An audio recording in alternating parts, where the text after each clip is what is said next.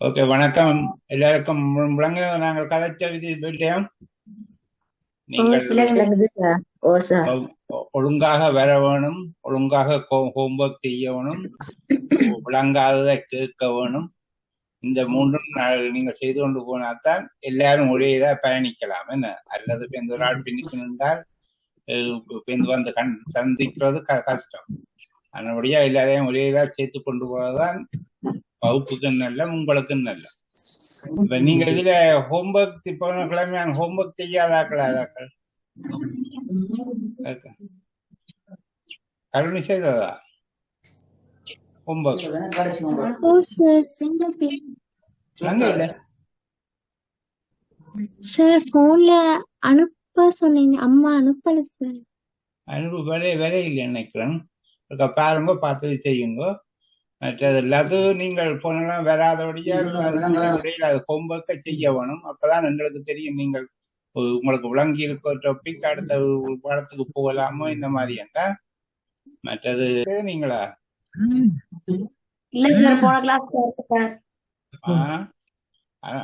கட்டாயம் செய்யுங்க ஹோம்ஒர்க்களை. கட்டாயம் செய்ய தெரியாட்டி தெரியாத விட்டுட்டு மிச்சத்தை செய்து கூட எங்களுக்கு தெரியும் நீங்க செய்ய இல்லையா. ஏன்னா எனக்கும் நீங்கள் என்ன நிலைமையில இருப்பீங்கன்னு எங்களுக்கு தெரிய வேணும், உங்களுக்கு விளங்கினது ஒன்று தெரிய வேணும். தெரியாட்டி படிப்பிக்கிறது கஷ்டம். என்ன ஓகே, இன்றைக்கு 2 பேர் வராதபடியாலும் ஒரு புது டாபிக்கை தொடங்காமல் நான் பழைய இதுக்குள்ளேயே நிற்க போறேன். போன முறையான ஹோம்ஒர்க் இருக்கா பார்ப்போம். அதுக்கு பிறகு இந்த மாதிரி என்று யோசிப்போம். ஓகே ஓகே சரி. அப்ப நாங்கள் போன கிழமை கோலம் பற்றி படித்தோம். கோலங்கள் என்ன, அதுலதான் ஹோம்ஒர்க் செய்த நாங்கள். இப்ப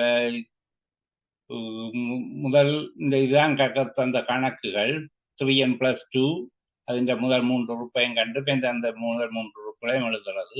அதை உதாரணத்துக்கு தந்திருக்கலாம். இப்ப 2n+5 என்றால் கோலம் என்னவா இருக்கும் என்றது அப்படி. அப்ப ஒரு உதாரணம் செய்து பார்ப்போம். அது நீங்கள் திருப்பி செய்யாதாக்கள் அதை செய்து இன்றைக்கு நாளைக்கு அனுப்பி விடுங்க. அப்ப அடுத்ததுக்கு போகலாம். சரியானே? இப்ப ஒரு கோலம் ஒன்றை எடுத்தால் கோலத்தின் இது ஒரு உதாரணத்துக்கு 3n+4. இப்ப கேட்கிறாக்கள் மட்டும் மறுமொழி சொல்ல வேணும் இதுக்கு. என்ன அப்ப 3n+4ன்றதுக்கு n 1 இருக்க அதுதான் முதலாவது குரூப். அது இங்க அப்ப எல்லாத்தும் 3n+4ல n 1 இருக்க இந்த பெறுமதி என்ன?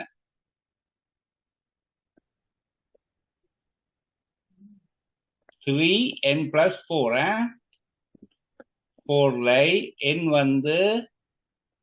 n = 1. அப்ப என்னன்னு பாக்குறது? அருணி தெரியுமா? அன்மியூட் பண்ணி போட்டு.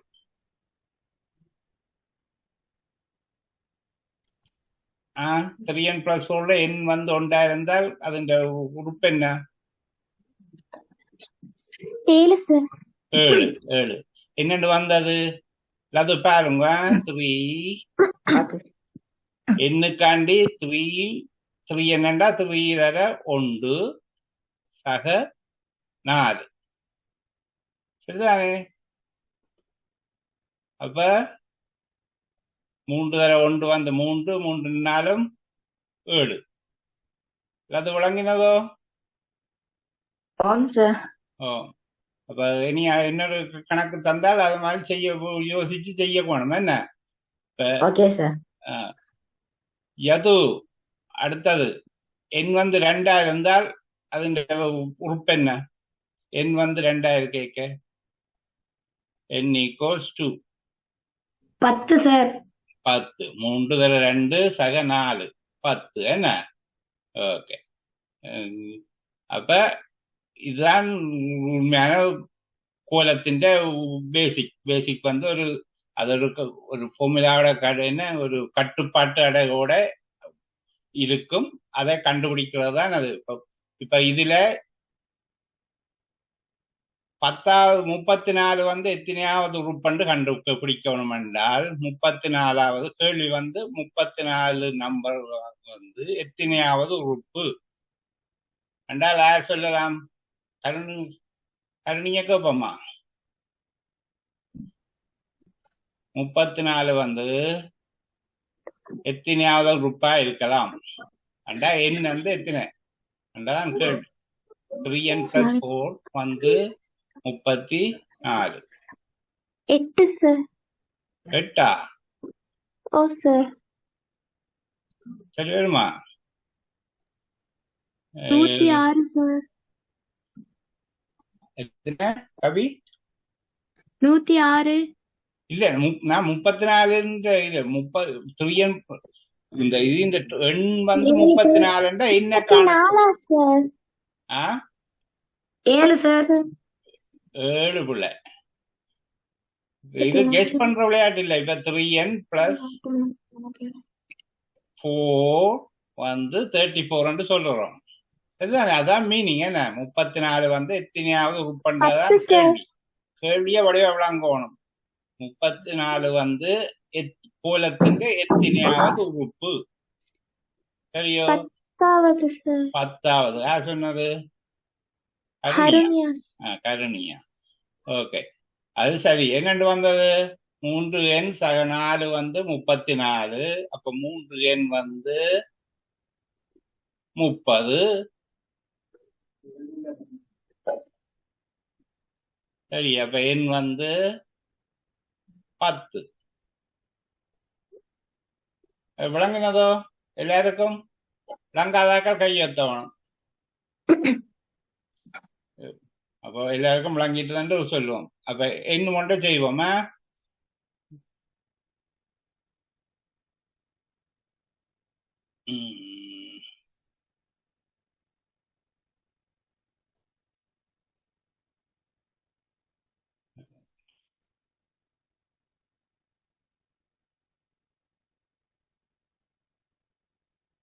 இப்ப ஒரு இதற்கு எழுத்து கோலம் உண்டு.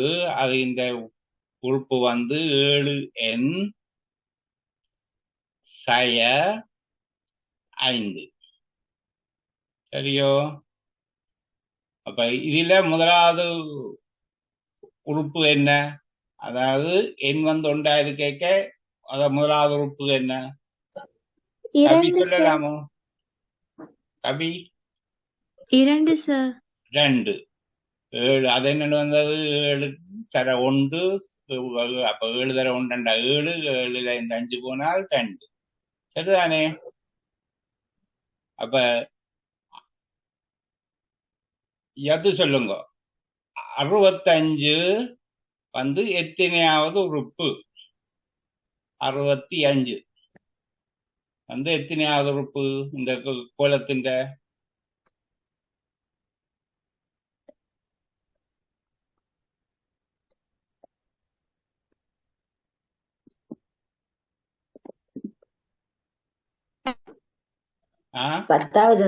பத்தாவது உறுப்பு.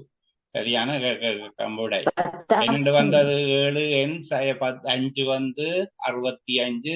அப்ப 7n வந்து 70. அப்ப n வந்து 10. சரிதானே? சரி. அப்ப நவிச்சனா சொல்லுங்க. 58 எத்தனையாவது உறுப்பு? இது 65க்கு 10 58 எத்தனையாவது உறுப்பு? நவிச்சனா அப்ப 58 வந்து எத்தனையாவது உறுப்பு அந்த 7n சய 5ல? 9 சார். 9 சரியான விடை. இப்ப 7 தர 9 63. 63ல 5 போனால் 58. சரிதானே? இப்ப இன்னும் ஒன்றை செய்வோம் இப்படியான கணக்கொண்டை. அதுக்கு பிறகு நாங்கள் அடுத்த டாபிக்கு போகலாம். அப்ப இது வந்து கோலத்தின் இது 25 3 n. அதுதானே, அதுதான் கோலம்.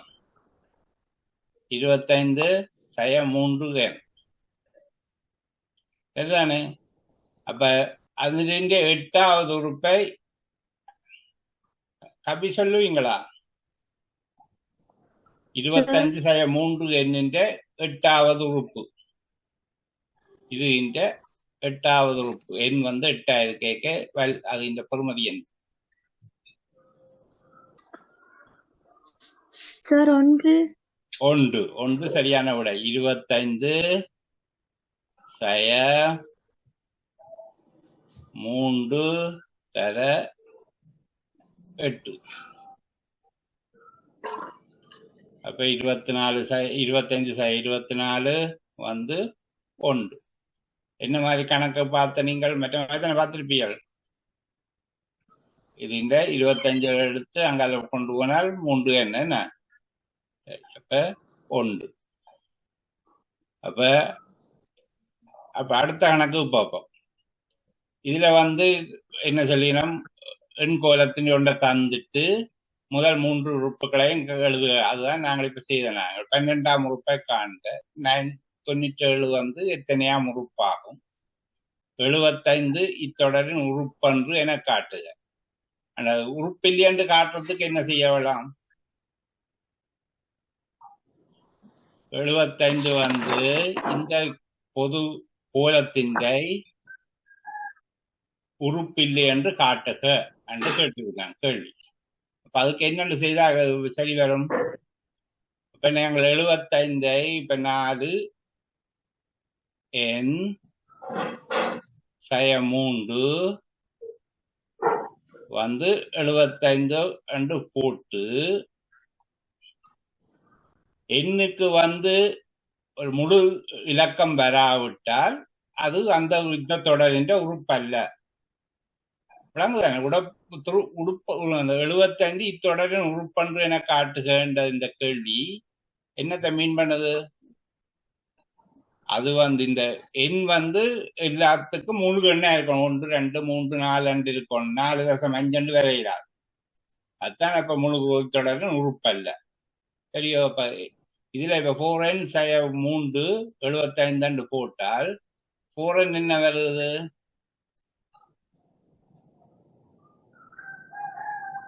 தொடரின் உறுப்பன்று என காட்டுக. 4n 78 வருது. இதுதானே 4 இஞ்சால 3 கூட்டி அங்கால 3 கூட்டினா 78. விளங்கு சரியோ? இந்த இது விளங்குனது என்ன 78 வந்தது? இந்த 4n 3 நான் ஒரு ஸ்டெப்பை மிஸ் பண்ணிட்டு அதனுடைய திருப்பி எழுதுறேன். 4n 3 இந்த சக 3 போட்டால் இது 4n வருது. அதே மாதிரி 2 கடையும் போட்டு இப்ப சக 3 75 சக 3 போட்டால் 78. 4n = 78. அப்ப என்ன இந்த பொறுமதி? இதன்படி பார்த்தால் 7 1 38 38க்கு 4 9 36. அப்ப 0.5 வரும். அதனுடைய இது எண் முழு நம்பரா இல்லாதபடியால் இது இத்தொடரின் உறுப்பன்று என காட்டுவது. இதுதான் ஒரு வழி. சரியோ? விளங்குனது எல்லாருக்கும்? Okay okay. இப்ப அடுத்த கேள்விக்கு பார்ப்போம். இது எண்ணாம் உறுப்பு 7n + 1 தந்திருக்கணும். முதல் 3 உறுப்புகளையும் எழுதுக. அது உங்களுக்கு தெரியும், நாங்கள் செய்துட்டோம். 5ஆம் உறுப்பை காண்க. அதுவும் செய்யுங்க. எண் 5 போட்டால் 7 5 35 1 36. அதே கேள்வியைத்தான் கேட்கணும். 36 எத்தனையாம் உறுப்பாகும்? 5ஆம் உறுப்பாகும். சரிதானே? ஈஸியான வழி. 36 எத்தனையாம் உறுப்பாகும்? ஒரே கேள்வியைத்தான் திருப்பி கேட்டிருக்கணும். அப்ப அது சேம். 5ஆம் உறுப்பு 36 வந்தா 36 எத்தனையாம் உறுப்பு? 5ஆம் உறுப்பு. மற்றது எண் n+1 இருந்தால் அது இந்த இதை காண சொல்லி சொல்லுங்க. அதை என்னென்ன செய்கிறது? கோலம் 7n சக 1 அதான் கோலம். அதை என்ன சொல்லினோம்? எண் எண் சக 1 இருந்தால் கோலத்தின் பெறுமதி என்ன? சரிதானே? அப்ப அதை என்ன செய்யணும்? 7 தர எண் சக 1 சக 1. இதுதானே? இந்த கோலம் அப்படியே வந்துடுது. எண்ணுக்கு பதிலா எண் சக 1 போடுறோம். அப்ப அது 7n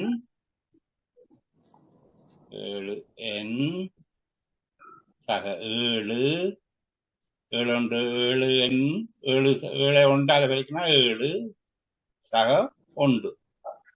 அப்ப அது இந்த கோலத்தின் எண் எண்ணாம் உறுப்பு 7n சக 8. அதான் விடை. விளங்கினதோ இது எல்லாருக்கும்? பூரன் விளங்காட்டி கையத்தினா நான் திருப்பி இருக்கா சொல்லுவேன். சரிதானே? இப்ப அந்த கேள்வி முடிஞ்சது. அடுத்த கேள்விக்கு போவோம். பொது உறுப்பு 50/7 எண் ஆன எண் கோலத்தின் முதல் 3 உறுப்புகளையும் எழுதுக. இது கொஞ்சம் வித்தியாசமா இருக்கிறபடியால் நான் 1 2 2வது உறுப்பை கண்டுபிடிப்போம். முதல் 3 உறுப்புகளையும் கேட்கணும், 2வது உறுப்பை கண்டுபிடிப்போம். சரிதானே? யார் சொல்லலாம் இல்லையா? ஓகே, கருணி சொல்லுங்க. அப்ப இத 2வது உறுப்பு 50/7 என்கின்ற 2வது உறுப்பு என்னவா இருக்கும்? அன்மியூட் பண்ணி போட்டு. 36 சரியான விடை. கட்டிக்கார். ஓகே, அதுதானே? எல்லாருக்கும் தெரியுமா என்னண்டு வந்தேன்டு? யாருக்கு தெரியாது? எல்லாருக்கும் விளங்காது? கபி திரும்ப விளங்கிட்டதா? ஓகே, என்னண்டு வந்தது நான் சொல்றேன். 50/7 தர 2 எண்ணுக்கு 2 சொன்னாங்க என்ன? அப்ப 50 5 பிழைச்சு போச்சு, பரவாயில்ல. 50/14. 50ல 14 போனால் 36.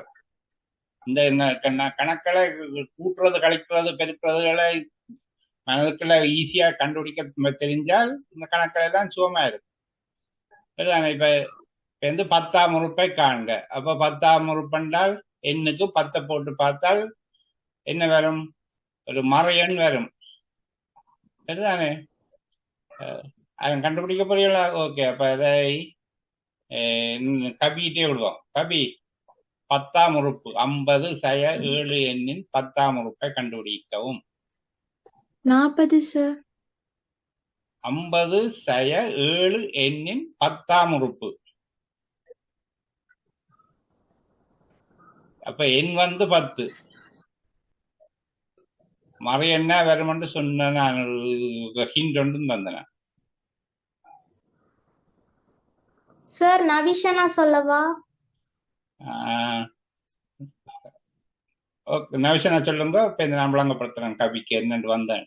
ஓகே, மறை 20 சார். மறை 20 சரியான விடை. கவி இங்க பாருங்க. 50/7 எண். சரிதானே? என்னன்னு சொன்னான்? 10 சொன்னான். அப்ப 50/7 தர 10. தங்கினது எவ்வளவு? அப்ப 50/7 தர 10. 7/10 எவ்வளவு? 70 அல்ல? 50/70 போனால் மறை எண் மறை 20. சரிதானே? அப்ப இது இப்படியானதுல கவனமா இருக்கணும், தவறுகள் விடக்கூடாது. அப்ப மற்றது N+1 அப்ப செய்து வச்சிருக்கிறோம். N+1 என்னென்னு செய்கிறான் அதே விதத்தான் வரப்போகுது. அப்ப அதை செய்து காட்டத்து வைத்து மற்றது 7ஆம் உறுப்புக்கு பின்னால் கிடைக்கும் உறுப்புகள் மறை எண்கள் என காண்க. இப்ப அது என்னண்டு கண்டுபிடிக்கிறது என்றால் இப்ப இந்த ஒவ்வொரு இதுல இப்ப இந்த இதுல பொது உறுப்புல இப்ப 4 என்னண்டு வந்தால் என்ன நடக்குது? ஒவ்வொரு நம்பரா போய்க்க 4ஆ கூடிக்கொண்டு போகும். தானே இப்ப முதலாவது எண் வந்து ஒன்று என்றால் இது 4 எண்ணுக்கு ஒன்றா இருக்க இது உறுப்பு வந்து எத்தனை? 1. 2ஆ இருக்க 5 இதுதானே. 3ஆ இருக்க 9. என்னென்று வரும்? 4 தர என்னன்னு சொல்றோம். அப்போ 4 4ஆ கூடிக்கொண்டு போகும். 4 இந்த 1 பெருக்கினால் 4, 4 2 பெருக்கினால் 8. இந்த எண் மாறாதானே. 3 மாறாம இருக்கும். அப்ப அதுல வந்து பொதுக்கோளத்தின் உறுப்பை இதை பார்த்து நீங்கள் என்ன தர கூடிக்கொண்டு போகுது கண்டுபிடிக்கலாம். ஒவ்வொன்று 4ஆல கூடிக்கொண்டு போகணும். இதுல என்னைக்கு 7 என்னைக்கு என்ன தர கூடிக்கொண்டு போகணும்? ஒவ்வொரு இது உறுப்பும் வந்து 7ஆல கூடிக்கொண்டு போகும். ஏண்டா இது வந்து ஒரு மாறாத இது சக ஒன்றுன்றது மாறாது. எண்ணின் வேல்யூ எத்தனையா இருந்தாலும் அது மாறாது. அப்ப எண்ணின் வேல்யூ மாற்றுறது எது? இந்த இது 7 எண்ணும் அல்லது இந்த 4 எண் அப்படியானதுல தான் மாற்றும். சரிதானே. அப்ப இதுல வந்து 7 எண்ணு வரைக்கும் என்ன இருக்கும்? ஒவ்வொன்றும் 7ஆல கூடிக்கொண்டு போகும். ஏனென்றால் அது பாசிட்டிவ் ஒன்று இருக்கக்கூடிய. இப்ப இதுல வந்து மறை 7 எண்ணு இருக்கு. சரிதானே. அப்ப 7ஆல குறைஞ்சு கொண்டு போகும் ஒவ்வொன்றும். இப்போ 1 போட்டால் 43, அடுத்ததை போட்ட 2 போட்டா 36, அப்படி குறைஞ்சு கொண்டு வரப்போகுது. அப்ப 50 7 தர 7 எத்தனை? யாரு சொல்ல போறீங்க? 7 தர 7 49 சார். 49. 50 7 49 வந்து 1. அதுக்கு கீழே நீங்க கழிச்சா என்ன வரும்? மாறி எண்ணா வந்துடும். அப்ப 7க்கு பிறகு வார உறுப்புகள் எல்லாம் மாற எண்களாக இருக்கும். விளங்கினதோ எல்லாருக்கும்? அல்லது திருப்பி செய்து காட்டோ? விளங்காட்டி கையெழுத்துங்க. இதுக்கு 8 போட்டா எண்ணுக்கு அப்படியும் காட்டலாம். எண்ணுக்கு போட்டா என்ன வரும்? எண் வந்து 8ஆ இருக்க இது இந்த உறுப்பு என்ன சொல்ல போறீங்க?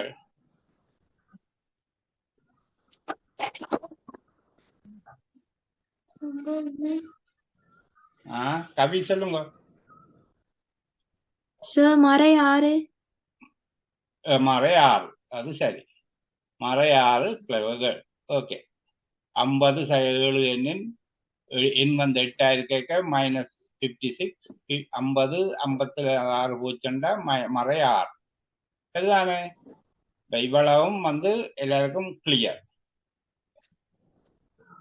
கோலத்தை பற்றி இனி உங்களுக்கு பிரச்சனை இல்லையாண்டு நான் நம்புறேன். அப்படி பிரச்சனை. அப்ப இப்ப ஹோம்ஒர்க் செய்யாத ஆக்கள் அதை தயவு செய்து செக் பண்ணி செய்து அனுப்பிவிடுங்க. Okay okay. இப்ப நான் இந்த இந்த கணக்கு வரப்போறேன். சில ஒரு ஆள் 2 பேர் தான் அதை செய்து முயற்சி பண்ணினது. அதுவும் தவறாக இருந்தபடியா அதை கொஞ்ச நேரத்தை மேற்கடலாம்னு யோசிக்கிறேன். இப்ப முதல் வந்து கணக்கை வாசிச்சால் கணக்க வடிவ விளங்கணும். என்ன சொல்லினம் என்ன கேட்கினம் ரெண்டும் விளங்கணும். குறித்த ஒரு மழை நாளில் ஒரு பாடசாலைகளில் பிள்ளைகளின் வரவு 60% இருந்தது. சரியோ? 60% இருந்தாண்டா என்ன? இது கொஞ்சம் பேர் வர இல்லை. சரிதானே. எத்தனை விதமான ஆக்கள் வரவில்லை? இப்ப உங்களுக்கு ஒரு ஆளுக்கு கேட்கணும். இப்ப வகுப்பில கருணி சொல்லுங்க. உங்களுக்கு வகுப்பிலை ஒரு பாடத்துக்கு வேற கணக்கில் வேற பாடம் கணக்கண்டா 90 எடுப்பீங்கன்னு வச்சுக்கோங்க. ஒரு பாடத்துக்கு 70 மார்க் எடுத்தால் எத்தனை மார்க்கை மிஸ் பண்ணீங்கள்? 30 மார்க்ஸ். 30 மார்க்கை என்னண்டு 100ல இருந்து 70 100 தான் எடுக்கக்கூடிய தொகை. அதுல 70 வந்திருக்கு. அப்ப 30 மிஸ் பண்ணிட்டிய. சரிதானே. 30க்கு தவறு எங்கேயோ விட்டுருப்பீங்க. அதே மாதிரி தான் இதுக்கும். ஒரு மழை நாள்ல ஒரு பாடசாலை பிள்ளைகளின் வரவு 60% என்றால் 100ல இருந்து 60 போனா 40% பிள்ளைகள் வரவில்லை, 60% பிள்ளைகள் வந்திருக்கிறார்கள். சரிதானே. அவ்வளவும் அந்த வரியிலே இருக்கு. இப்ப கணக்குக்கு போவோம். இது வந்து தரவு. அதை வச்சுக்கொண்டு அப்ப சொல்லி நம்ம என்னண்டா இந்த 60 வருகை தந்திருந்த பிள்ளைகளின் எண்ணிக்கை 420. அப்ப என்ன சொல்லி நாம் 60% பிள்ளைகளின் எண்ணிக்கை 420. அப்ப 60% தான் 420. கேள்வி என்ன? பாடசாலையில் உள்ள பிள்ளைகளின் மொத்த எண்ணிக்கையை காண்க. எல்லாருக்கும் விளங்கினதோ? கேள்வி விளங்கினதோ? ஓ சார். ஓ சார். 60% 420 சொல்லிக்கணும். கேள்வி என்ன? 100% என்ன? அதான் கேள்வி. என்னன்னு கண்டுபிடிக்கிறது?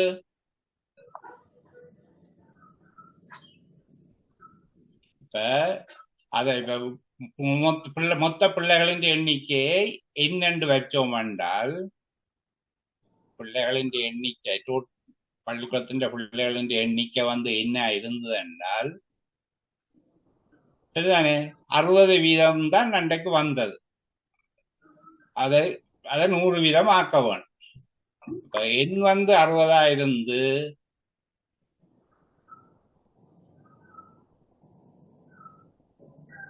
100 ஆக்குறதுக்கு இது சரி முறை. 60ஆல் பிரித்து, இப்ப நான் ஒரு சின்ன உதாரணம் சொல்றேன். 60 மாம்பழத்தின் விலை 600 ரூபா.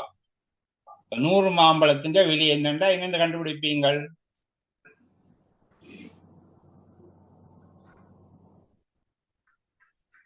அறுபது மாம்பழத்தின் விலை 600 ரூபா என்றால் ஒரு மாம்பழத்தின் விலை என்ன முதல்? 10 ரூபா. 10 ரூபா. என்னென்று செய்த நீங்கள்? 600ஐ 60ஆல் பிரித்தீங்கள். என்ன?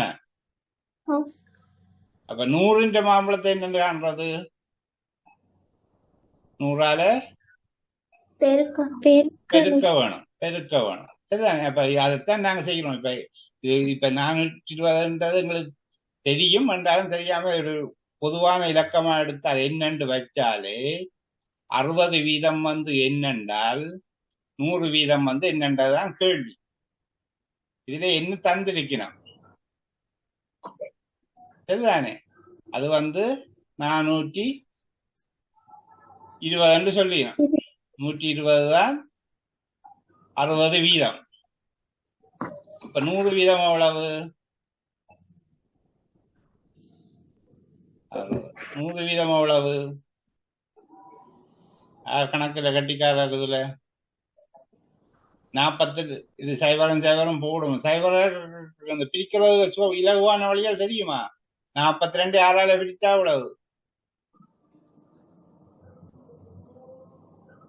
42 6ஆல் பிரித்தால் எவ்வளவு? வாய்ப்பாடு 7 சார். 7 சார். எல்லாருக்கும் தெரியுமோ?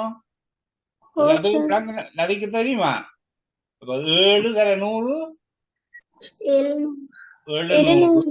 700 தான் சரியான விடை. என்னண்டு வந்தாண்டாதான் அதிலும் பார்க்க, விடையிலும் பார்க்க முக்கியம். கேள்வி என்ன? வடிவ விளங்க வேணும். முதல் வாசிச்சு வடிவ விளங்க வேணும். குறித்த ஒரு மழை நாளில் பாடசாலையின் பிள்ளைகளின் வரவு 60% இருந்தது அண்டா நீங்க 60 மார்க்ஸ் எடுத்த மாதிரி வகுப்புல அண்டா 40 மார்க்ஸ் எடுக்க இல்லை, 100 எடுத்திருக்கலாம். இந்த மூன்றும் அதுக்குள்ள போட்டிருக்கு. 60% இருந்தது. அந்த 60% வந்த விளவு 420. அப்ப மொத்த பிள்ளைகளின் எண்ணிக்கையை தான் கேட்கணும். வாங்குதோ? அப்ப நீங்க இப்படி ஒரு கணக்கு வந்தா எல்லாருக்கும் செய்ய தெரியுமோ? செய்வீங்கள். ஓகே. இப்ப ஒரு சின்ன கணக்கு செய்வோம். என்ன இப்ப நீங்கள் கடைக்கு போறீங்களா? அம்மாவோட போறீங்களா? அப்பாவோட போறீங்களா கடைக்கு? அப்பா கொஞ்சம் கையில கொஞ்சம் காசு கொண்டாட உங்களுக்கு எவ்வளவு தெரியாது. சரியோ? நீங்கள் 120 ரூபாய்க்கு சாமான் வேண்டுவீங்க. எவ்வளவுக்கு? 120 ரூபாய்க்கு சாமான் வேண்டுவீங்க. அப்பா சொல்லுவார், நான் 40% காசை செலவழிச்சேன். கொண்டு வந்த காசுல 40% செலவழித்துட்டேன். எவ்வளவு செலவழித்தார்? 40%. அப்ப அவர் கொண்டு வந்த காசு எவ்வளவு? அதான் கேள்வி. விளங்குதோ? 40 வீதத்தை செலவழிச்சார். எவ்வளவு செலவழிச்ச நீங்கள்? 120 ரூபா. அப்ப கொண்டு வந்த காசு இவ்வளவு. அப்பா பொக்கெட்டுக்க கொண்டு வந்த காசு இவ்வளவு. அதான் கேள்வி. அது சொல்லுங்க, என்னென்னு செய்கிறது முதல்ல. நம்ம மறுமொழியை விட்டுட்டு என்ன மாதிரி செய்யலாம்? என்ன சொல்லி இருக்கிறேன் நான்? அப்பா அம்மாவோட கடைக்கு போறீங்கள், 120 ரூபா செலவழிக்கிறீங்கள். அப்பா சொல்ற 120 ரூபாயில அது 40 வீதம் தான் கொண்டு வந்த காசுல 40 வீதம் செலவழிச்சிட்டேன். நான் இவ்வளவு காசு கொண்டு வந்தேன். நான் அதான் கேள்வி. 300 ரூபா சார். 300 ரூபா. அது சரியான விடை. என்னென்னு வந்தது? இந்த 40 வீதம் 120 ரூபா. அப்ப 100 வீதம் எவ்வளவுன்றதை கண்டுபிடிக்கணும். என்ன 40 வீதம் 120 என்றால் 120 40ஆல பெருக்கிச்சு 60 100ஆல பெருக்கினால் வார விடைதான் இவ்வளவு காசு கொண்டு வந்தது. எல்லாருக்கும் விளங்கினது அது. இது அதே கணக்கத்தான் இங்க செய்திருக்கிறோம். வரவு இங்க செலவு பற்றி. ஓகே, அப்ப நாங்கள் அதை அழிச்சு போட்டு அடுத்த கணக்கு போவோம். 65 வீதத்தை செலவழி செய்த பின்னர் அவரிடம் ரூபாய் 1400 எஞ்சி இருந்தது. கணக்க விளங்கணும். என்ன சொல்லினோம், என்ன கேட்கினோம், ரெண்டும் வடிவா விளங்கணும். அதுக்கு பிறகுதான் கணக்கு செய்ய தொடங்கணும். ஒருவரிடம் இருந்த பணத்துல 65 வீதத்தை செலவு செய்த பின்னர் அவரிடம் ரூபாய் 1400 இருந்தது. அவரிடம் இருந்த மொத்த பணம் எவ்வளவு? இந்த கணக்கு போக்கணும். நாங்கள் முதல் கணக்கை பார்ப்போம். நான் கேட்ட கணக்கு. அப்பாவோட போனீங்கள், 40 வீதம் செலவழிச்சீங்கள். அப்ப எவ்வளவு? 120 ரூபா செலவழிக்க 40 வீதம் செலவழிச்சேன் அப்பா சொன்னார். நீங்க கொண்டு போன காசு எவ்வளவுன்னு கண்டுபிடிச்சு நீங்கள் 300 ரூபான்னு கண்டுபிடிச்சீங்க. அப்ப அவர் மிச்சமா எவ்வளவு இருந்திருக்கும்?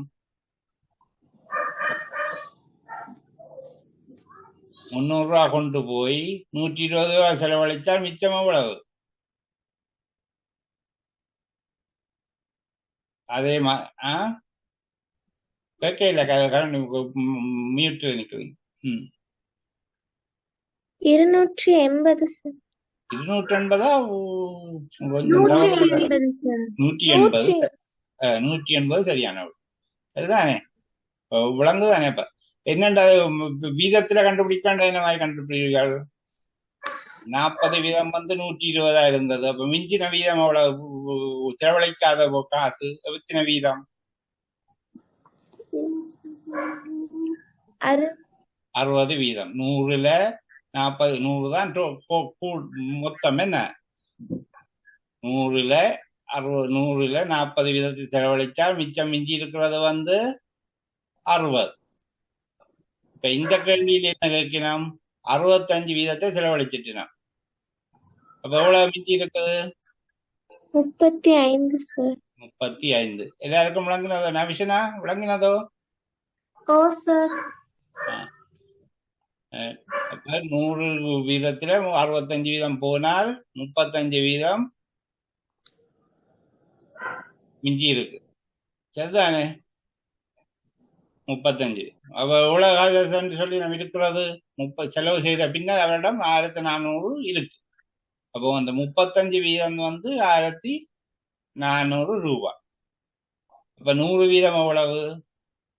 யார் கணக்கு பார்க்க போயிடும்? நவிசனாவட்டியை விடுவோம் இந்த கணக்கு. நவிசனா சொல்லுங்க.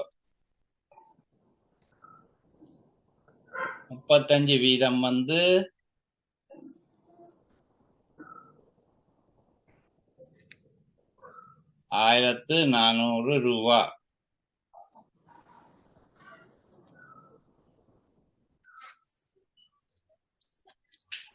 கேள்வி என்ன?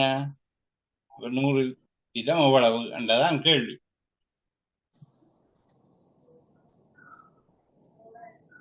பிரிக்கிறது கொஞ்சம் கஷ்டமா இருக்கா? 1435 ஓ சார். 1400 5 பிரிக்கலாமா? பிரிச்சால் எவ்வளவு வருது? 5ஆல பிரிச்சா 280 வருதா? 280 7ஆல பிரித்தால் அதான் மறுமொழி என்ன? இப்ப 28 7ஆல பிரிக்க தெரியாதா? தெரியும் சார். 1800 400 35ஆல பிரிக்கிறதும் 5ஆல நான் எடுத்துட்டேன். 5 வழியில 280 7ஆல பிரிக்கிறதும் உண்டு. அப்ப 280 சைவரை விட்டுட்டு 28 7ஆல பிரிச்சாச்சுனே. 28 7ஆம் வாய்ப்பாடு 1 4 சார் 4. அப்ப 40 தான் மறுமொழி. சரி, என்ன 40 வந்து ஒரு வீதம். 1400 35ஆல பிரிச்சால் 40. நாங்க 100 வீதத்துக்கு கண்டுபிடிக்கணும். அப்ப என்ன செய்யறது? 40 தர 100.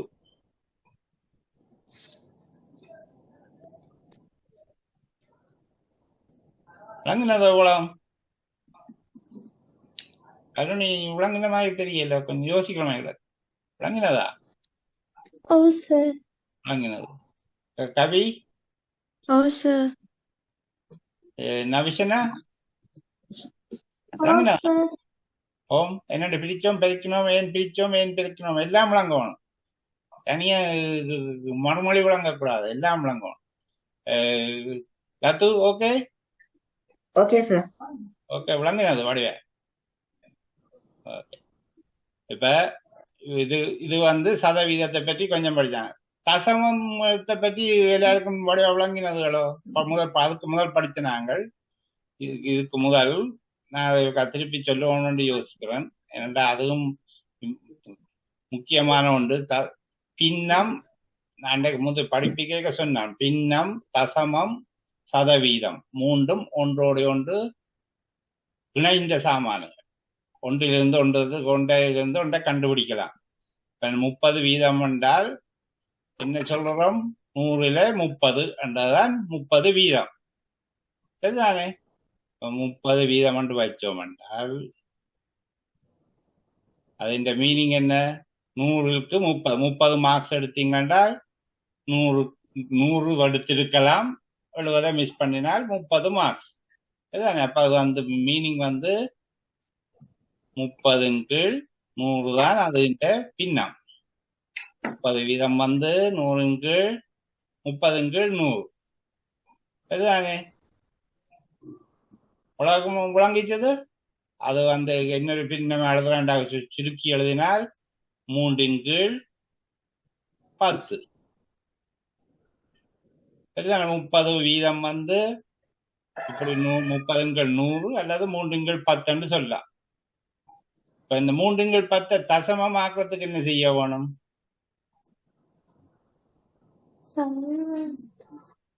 3/10 தசமமா எழுதுறாண்டா என்ன மாதிரி? இப்ப நாங்கள் உண்மையா என்ன செய்கிறோம் என்றால் 3/10 பிரிக்க போறோம். என்ன அதானே அந்த நாங்க கேட்கிறோம். 3/10க்கு 10ல 3ல 10 இல்லை. அப்போ ஒரு சைவர கூட்டக்கம். சைவர கூட்டக்க முன்னம் அது சைவர கூட்டத்துக்காண்டி ஒரு தசமத்தை போடுறோம். அப்ப சைவ தசம். சரிதானே? அப்ப நீங்க தசம் போட்டபடியா நீங்க இங்க ஒன்றை கூட்டலாம். 30. இப்ப பிரிக்கலாமா? 30 10ஆல எத்தனை? அப்ப 3 தானே? அப்ப 3/10 வந்து உண்மையா 30 வீதம் வந்து 3/10 அல்லது தசம் 3 எழுதினாலும் ஒரே பெறுமதியைத்தான் உங்களுக்கு சொல்றோம். விளங்கினது இது பேசிக் தசம். விளங்கினது எல்லாருக்கும் விளங்காத? ஓகே. அப்ப வேற ஒரு மாதிரி செய்வோம். இப்ப 12 வீதம் என்றால் என்ன மீனிங்? 12 வீதம் என்றால் 12/100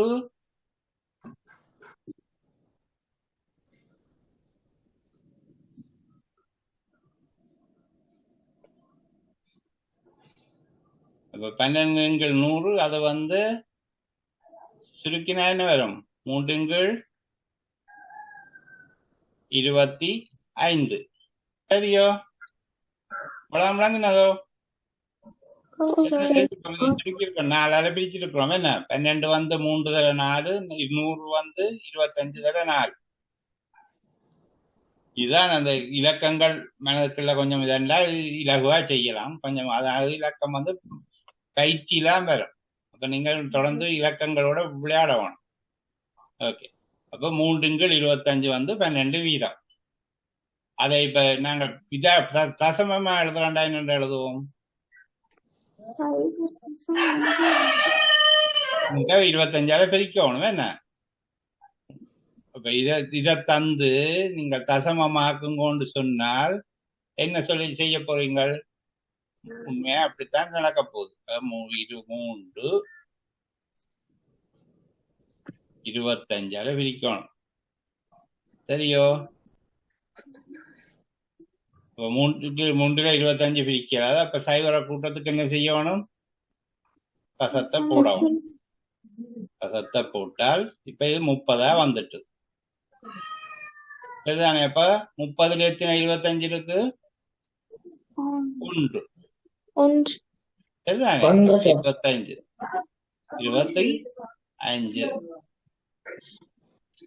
அப்ப 5 இருக்கு நீ 5/25 பிரிக்கிறாது அப்ப சைவர போட்டா 50 எத்தனை 25 இருக்கு 2 சார் அப்ப 50 அப்ப 12 வீதம் வந்து உண்மையா 12 வீதம் 100 வரைக்கு அது தசம் 1 தெரிய வேணும் சரிதானே அப்ப இது அதை வந்து இப்ப 3/25 தசமாக்கன்றதான் இந்த மெதட்டை பாய்க்கும் 3/25 தசமாக்கண்டா 2 விதமா செய்யலாம் 3 தடவை 4 இதை 100 ஆக்குறது ஈஸியா 25 100 ஆக்குறதுக்கு என்ன செய்யணும் 4ஆல பெருக்கணும் அப்ப 3/4 பெருக்கினா 12 ஆனா தசம் இங்க போடுறதுக்கு இந்த மெதட் பெட்டர் நான் நினைக்கிறேன் உங்களுக்கு எது வசதியோ அதை செய்யலாம் ஆனா தசம் விளங்கினது எல்லாருக்கும் ஓகே அப்ப இந்த ஹோம்ஒர்க் வந்து நான் குறிப்பா பண்ண ஹோம்ஒர்க் வந்து அது அடுத்த வகுப்புக்கான நான் பாடத்தை படிப்பிக்காதபடியால் அடுத்த வகுப்புக்கு தான் அதை ஹோம்ஒர்க் நான் தயாரித்து அனுப்பி விடுறேன் திருப்பி போட்டு விடுறேன் குரூப்பில் அதை இருக்கா செய்து எல்லாரும் தண்டவனும் போன முறையான ஹோம்ஒர்க் செய்யாதாக்கள் அதை செய்து அனுப்போம் அதுதானே எல்லாம் செய்துட்டோம் என்றால் பிராக்டிஸ் வந்து உங்களை ஃபாஸ்டா செய்யக்கூடியதா இருக்கும் அப்ப நீங்க எவ்வளவு கணக்குல பயிற்சி எடுக்கிறீங்களோ அவ்வளவு துரிதமாகவும் சரியாகவும் செய்ய பழகிடுவீங்க அது இப்ப உங்களுக்கு நல்லது தானே யாருக்கு என்ன கேள்வி இருக்கா தெரியாத விளங்காதது இல்லையா ஓகே அப்ப அடுத்த கிழமை சந்திப்போம் ஹோம்ஒர்க்கை செய்து அனுப்புங்கோ சரிபிள்ளையாண்டு நான் அதை சொல்ல மாட்டேன் ஜெனரல் கமெண்ட் போடுவேன் இப்போ இந்த வகுப்பு நான் பார்த்து அதுக்கேற்ற மாதிரி அடுத்த வகுப்புல விளங்கப்படுத்துவேன் தெரியாது விளங்காத யோசிப்பேன் ஆனால் இந்த இப்போ செய்ததுல வச்சுக்கொண்டு தான் ஹோம்ஒர்க் வரும் அதனபடியா செய்யக்கூடியதா இருக்கும் கொஞ்சம் யோசிச்சு விளங்கி இப்போ இந்த வசன கணக்களை உண்மையா வடிவா விளங்கணும் Thank you, sir. Thank you, sir. Bye, sir. Welcome. Okay. சந்திப்போம் அடுத்த கிழமை. Okay, bye. Bye, sir. Bye, Bye, teacher.